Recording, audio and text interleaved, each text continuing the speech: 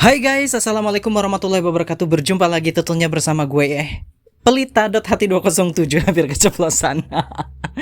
Pelita.hati207 yang akan menemani aktivitas kalian ataupun kalian ketika sedang mendengarkan podcast ini ataupun ketika sedang mendengarkan audio ini, kalian mungkin sedang rebahan, sedang istirahat.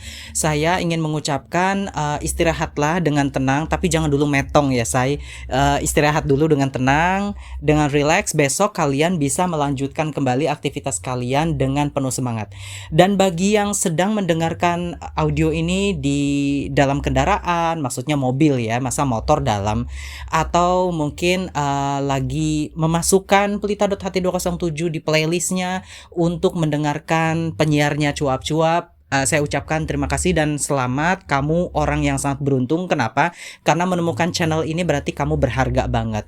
Kenapa bisa berharga? Karena kalian akan dapat banyak informasi analisa, kemudian human behavior yang akan dibahas di sini juga, dan beberapa kejadian-kejadian yang akan diulas serta diberikan faedah kenapa terjadi satu buah peristiwa yang kalian tanyakan itu. Nah, jangan lupa bagi kalian yang belum subscribe, aduh, ini subscriber maksudnya ini tuh akun udah hampir 1.000 ya, atau mungkin pada saat tayangan ini kalian dengar atau kalian lihat mungkin sudah mencapai berapa ribu subscriber. Masa masih aja bengong tidak ngeklik subscribe? Dan saya selalu mengingatkan kepada kalian, subscribe itu gratis banget kok gitu. Bahkan kalian itu dapat informasi banyak langganan tapi gratis ya, cuma dengan subscribe gitu. Dan bagi yang sudah subscribe, nah ini nih penting banget. Saya apresiasi kepada kalian yang udah mendukung channel ini lebih maju lagi. Saya ucapin terima kasih banget. Kenapa? Karena dukungan kalian itu sangat berarti banget. Kuping kalian itu sangat berarti banget bagi gue. Kenapa? Karena ada daya semangat gitu. Kalau misal ternyata audio saya didengar, kemudian channel YouTube saya dikunjungi, dan bahkan ketika kalian komentar atau like atau share audio ini atau podcast ini atau video ini, saya sangat senang sekali dan saya berharap kalian baik-baik saja dan tetap mendapatkan berkat dari Tuhan Yang Maha Esa, Allah Subhanahu wa taala. Nah, gue ada salah satu pertanyaan, sebenarnya bukan pertanyaan ya, lebih tepatnya ada masalah yang di-share di story WA teman gue bernama Nahar dari Yogyakarta. Congratulations Nahar, karena sekarang sudah menjadi orang yang sukses yang bekerja di Jakarta.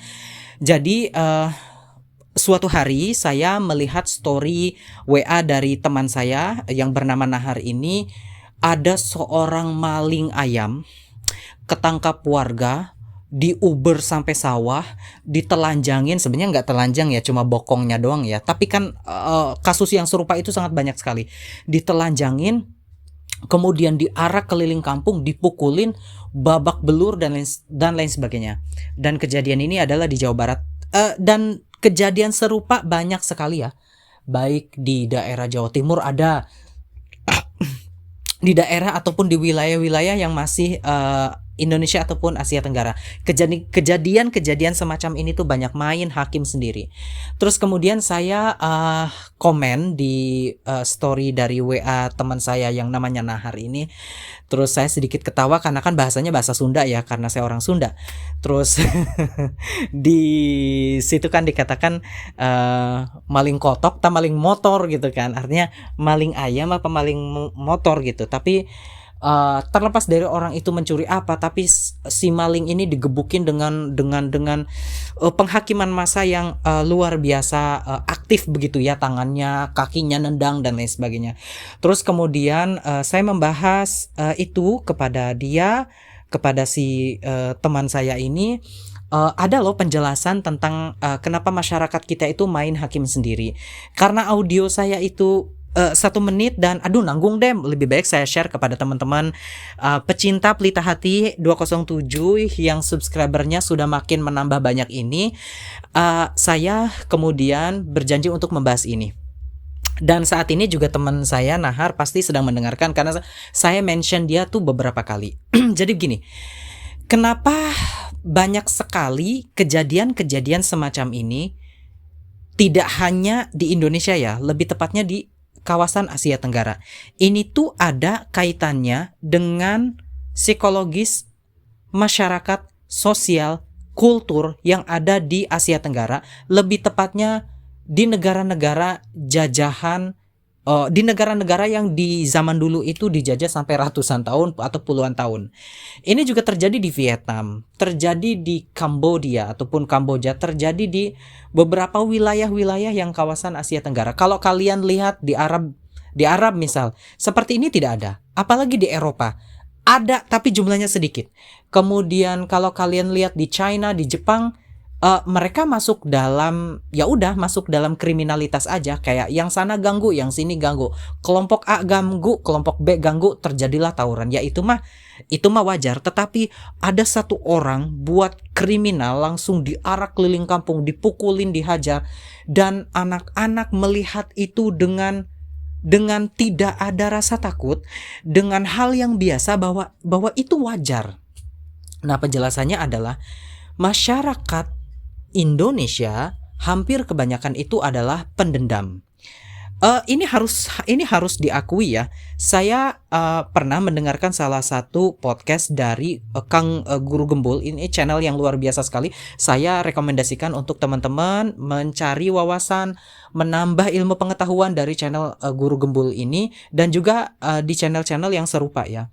Jadi Kang Guru Gembul itu pernah membaca satu buah buku, lalu kemudian dia menceritakan bahwa pada zaman dahulu ada salah satu atau beberapa tentara Belanda begitu ya, yang kedapatan oleh warga.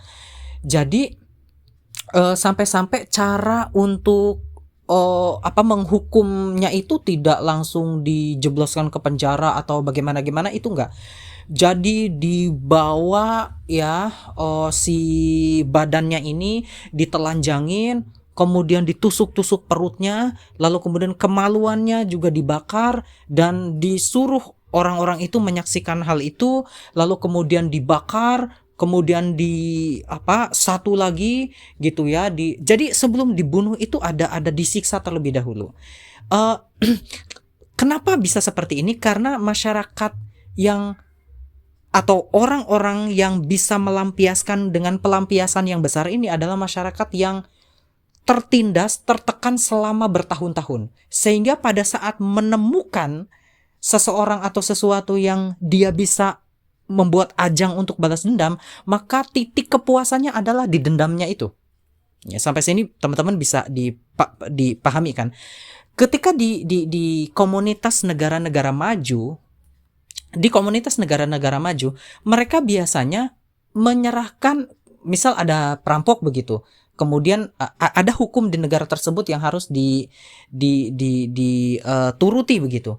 Maka ya sudah, si rampok itu difoto, entah itu dilaporkan, kemudian ditangkap ke polisi, dan sudah. Jadi itu sudah diserahkan kepada hukum. Jadi tidak lantas misal ada segerombolan perumahan elit yang ada di Amerika gitu, terus ada rampok gitu, terus kemudian sudah tergeletak, terus hey, come here, people, come here. Terus semua orang harus ngegebukin di situ, enggak. Jadi tetap call 911, telepon 911, lalu kemudian lapor polisi atau telepon FBI, lalu nanti FBI yang bakalan ngurusin. Di Indonesia atau di wilayah Asia Tenggara itu tidak seperti itu. Jadi digebukin dulu, dihajar dulu, dan itu tidak peduli loh laki-laki atau perempuan. Kadang anak-anak pun seperti itu kan. Pertanyaannya, apakah seperti itu boleh? Jawabannya tetap tidak boleh, karena ketika kita mengacu kepada satu buah hukum yang ada di negara tersebut, maka serahkan saja kepada pihak yang berwajib.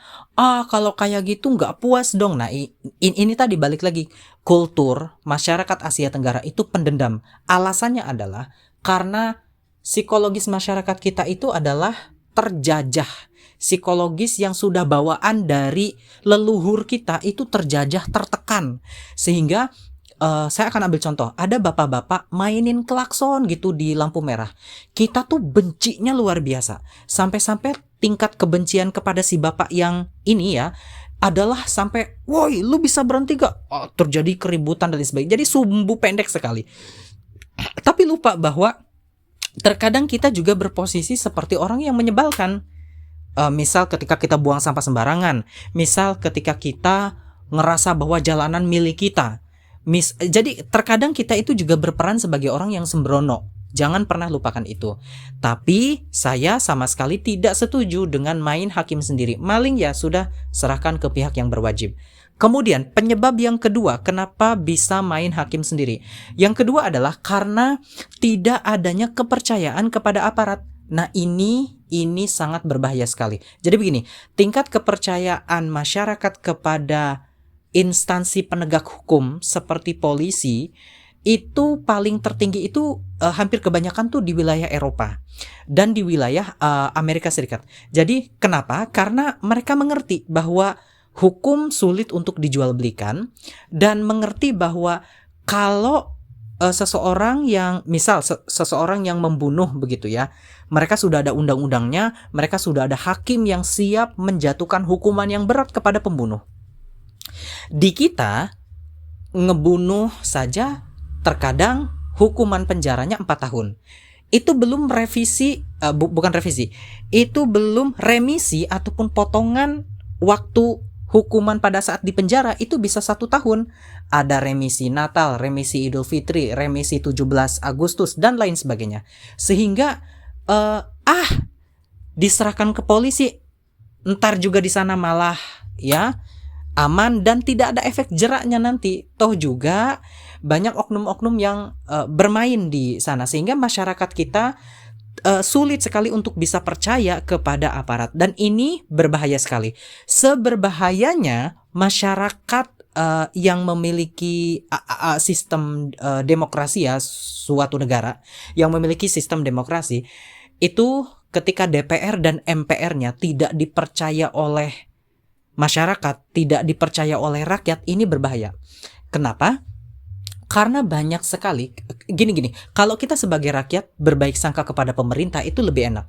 Berbaik sangka kepada DPR itu lebih enak. Setiap kebijakan, setiap peraturan yang diciptakan atau setiap undang-undang yang dibuat oleh DPR, maka itu tujuannya pasti bagus dan pasti baik untuk rakyat. Kalau misal tingkat kepercayaannya tinggi, kemudian dari rakyatnya sudah mempercaya dan dari DPR-nya juga memberikan yang terbaik. Nah ini memang hanya terjadi di negara-negara maju.